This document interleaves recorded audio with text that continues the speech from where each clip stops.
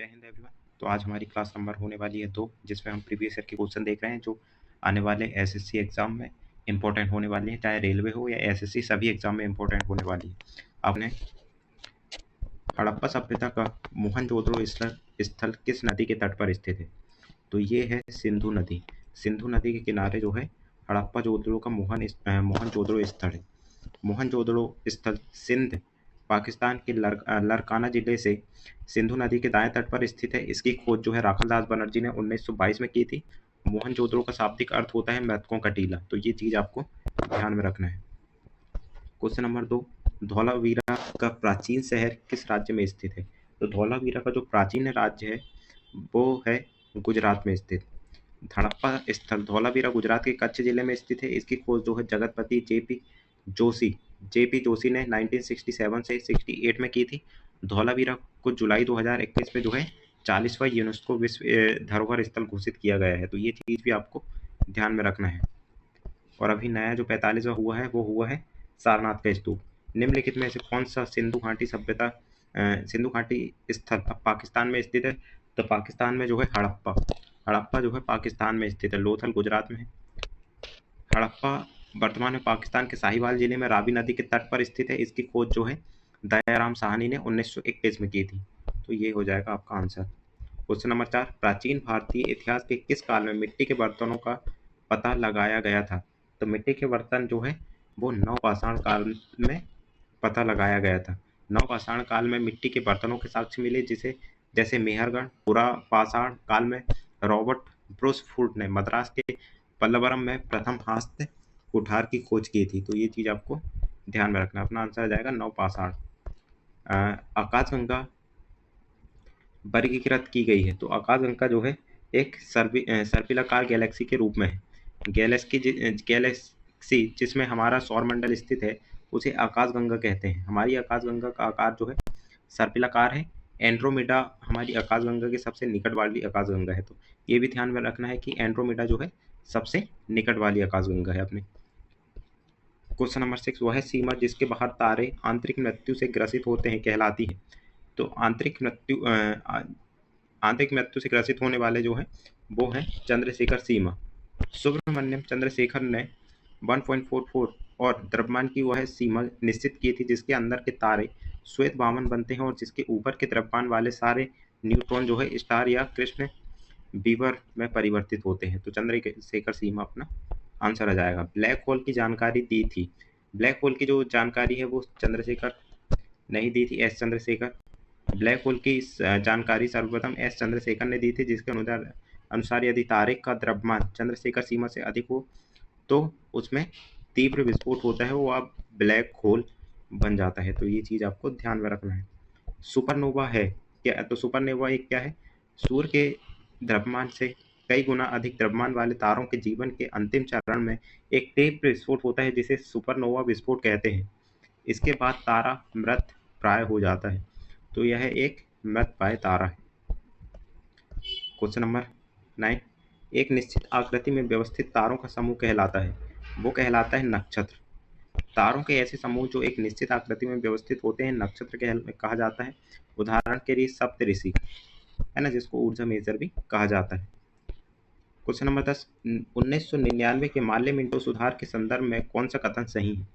तो इन्हें भारतीय परिषद 1909 भी कहा जाता है, सही है। इनको विधान परिषद की ताकत में वृद्धि हुई, सही है। मुसलमानों को प्रत्येक निर्वाचन क्षेत्र का अधिकार दिया गया, ये भी सही है। तो अपना आंसर हो जाएगा A B C. Mallya Minto सुधार जो कि 1909 के तहत पहली बार मुसलमानों के लिए पृथक निर्वाचन क्षेत्र की व्यवस्था की गई थी। साथ ही विधान परिषदों का आकार और क्षेत्रफल में कार्य क्षेत्र में वृद्धि की गई थी। तो ये चीज आपको ध्यान में रखना है। ब्रिटिश संसद ने किस वर्ष भारतीय उच्च न्यायालय अधिनियम पेश किया? तो भारतीय उच्च न्यायालय अधिनियम जो है वो पेश हुआ था 1861 में। ब्रिटिश संसद ने वर्ष 1861 में भारतीय उच्च न्यायालय अधिनियम पारित किया था, जिसके तहत कलकत्ता, बॉम्बे और मद्रास में उच्च न्यायालयों की स्थापना का मार्ग प्रशस्त हुआ था। तो ये चीज आपको ध्यान में रखना है। क्वेश्चन नंबर 12, पिट्स इंडिया अधिनियम किस वर्ष पारित किया गया था? तो पिट्स इंडिया एक्ट जो है 1784 में पारित किया गया था। ईस्ट इंडिया कंपनी के मसालों को नियंत्रित करने के लिए 1784 में पिट्स इंडिया एक्ट पारित किया गया था। इसके द्वारा बोर्ड ऑफ कंट्रोल की स्थापना की गई थी। तो अपना आंसर आ जाएगा 1784। एकाधिकार बाजार की एक ऐसी स्थिति जिसमें इसमें क्या होता है कि केवल एक विक्रेता होता है। तो अपना आंसर आ जाएगा सी। मोनोपोली दो शब्द मोनो और पोली से बना है। इसका तात्पर्य बाजार की उस स्थिति से है जहां किसी वस्तु या सेवा का केवल एक ही उत्पाद विक्रेता होता है। तो अपने को ये ध्यान में रखना है। क्वेश्चन नंबर 14, भारत की जनगणना 2011 के अनुसार कार्य भागीदारी दर के संदर्भ में सही कथन चुने। तो कुल जनसंख्या में पुरुष और महिला भागीदारी, अपना ये आंसर आ जाएगा, बाकी ये गलत है।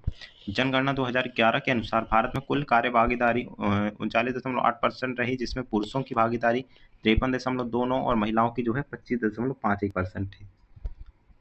नाउ क्वेश्चन नंबर 15, 1789 में एंटोनी लॉरेंट लोहाइजियर का रसायन विज्ञान में सर्वाधिक महत्वपूर्ण योगदान क्या था। तो एंटोनी जो लॉरेंट लवाइजियर हैं, उनने द्रव्यमान संरक्षण का नियम दिया था। द्रव्यमान संरक्षण का नियम अगर पूछा जाए सबसे पहले किसने दिया था, तो एंटोनी लवाइजियर ने। लवाइजियर ने द्रव्यमान संरक्षण का नियम दिया था, जिसके अनुसार क्या होता है, किसी रासायनिक अभिक्रिया में द्रव्यमान ना तो उत्पन्न किया जाता है और ना ही इसे नष्ट किया जाता है। तो ये आपको ध्यान में रखना है। लवाइजियर ने जो है द्रव्यमान संरक्षण का नियम दिया था। क्वेश्चन नंबर 16, मैग्नीशियम हाइड्रोक्साइड का रासायनिक सूत्र क्या है। तो मैग्नीशियम हाइड्रोक्साइड का रासायनिक सूत्र जो है MgOH whole of twice. Magnesium की संयोजकता +2 होती है और हाइड्रोजन की -1 होती है, जिसमें क्रॉस मेथड लगा के जो है ये सूत्र बनता है और इसको मिल्क ऑफ मैग्नीशिया भी कहते हैं। ये चीज़ भी आपको ध्यान में रखना है। ग्लूकोज में कार्बन का प्रतिशत कितना होता है। तो ग्लूकोज में कार्बन का प्रतिशत निकालने के लिए सबसे पहले तो ग्लूकोज का मोलर द्रव्यमान निकालना होता है, जो कि 180 ग्राम होता है। इसमें जो है 6 कार्बन परमाणु का भार होता है, क्योंकि कार्बन का भार जो होता है 12 एक का, तो 12×72 हो जाएगा। 72 बटे पूरे का जो हो जाएगा 180 × 100, तो अपना आंसर आ जाएगा 40%। क्वेश्चन नंबर 6, एक एथलीट द्वारा फेंका गया भाला किस प्रकार की गति का उदाहरण है। तो एथलीट द्वारा जो जेवलिन फेंका जाता है या थ्रो किया जाता है, वो एक जो है वक्रीय गति होती है। जब कोई वस्तु घुमावदार या वक्र पथ पर गति करती है तो उसे जो है वक्रीय गति या प्रक्षेप्य गति भी कहते हैं। तो ये चीज़ आपको ध्यान में रखना है। अपने भारत में जो है नीरज चोपड़ा भाला फेंक के लिए फेमस है। गिरती हुई वस्तु के लिए गैलीलियो के नियम का अन्य नाम क्या है। तो उसका नाम है न्यूटन का प्रथम नियम। गैलीलियो की गिरती हुई वस्तु के नियम को ही न्यूटन का प्रथम गति का नियम कहा जाता है। इसके अनुसार प्रत्येक वस्तु अपनी विराम या गति की अवस्था को तब तक बनाए रखती है जब तक उस पर कोई बाह्य बल न लगाया जाए। तो अपना आंसर आ जाएगा न्यूटन का प्रथम नियम। जीव विज्ञान क्वेश्चन है कुछ। विस्कोस फाइबर किससे प्राप्त होता है। तो विस्कोस फाइबर जो होता है वो होता है सेल्यूलोज से प्राप्त। विस्कोस फाइबर लकड़ी के गूंदे से प्राप्त सेल्यूलोज द्वारा निर्मित किया जाता है। तो अपना आंसर आ जाएगा सेल्यूलोज। क्वेश्चन नंबर 21, स्पंज किस संघ फाइलम से संबंधित है। तो स्पंज जो है वो पेरिफेरा। स्पंज पेरिफेरा संघ का एक जलीय जीव है। इनके शरीर पर छिद्र पाए जाते हैं तथा इसमें स्पष्ट जो है ऊतक या अंग नहीं होते। तो अपना आंसर आ जाएगा स्पंज जो है पेरिफेरा से संबंधित है। क्वेश्चन नंबर 22, जीवों के वर्गीकरण की पंच जगत अवधारणा किसके द्वारा दी गई थी। तो रॉबर्ट विटकर। पंच जगत वर्गीकरण जो दिया था वो RH रॉबर्ट विटकर ने दिया था 1969 में। जीवधारियों को 5 जगत में बांटे थे, जिनको मोनेरा, प्रोटिस्टा, कवक, पादप और जंतु वर्गीकरण थे। तो ये 5 प्रकार के वर्गीकरण उन्होंने दिए थे। तानसेन पुरस्कार किस सरकार द्वारा प्रदान किया जाता है। तो ये जो है मध्य प्रदेश सरकार द्वारा प्रदान किया जाता है। हिंदुस्तानी शास्त्रीय संगीत के क्षेत्र में योगदान के लिए मध्य प्रदेश सरकार द्वारा जो है 1980 से तानसेन सम्मान दिया जाता है। तो ये चीज़ आपको ध्यान में रखना है। ग्वालियर का जो है मध्य प्रदेश के ग्वालियर से तानसेन सम्मान दिया जाता है, जो कि 1980 से स्टार्ट हुआ है। 1987 में किस पार्श्व गायिका को नाइटिंगेल ऑफ एशिया पुरस्कार से सम्मानित किया गया था। तो ये जो है Nightingale of Asia Asha Bhosle को जो है 1987 में दिया गया था।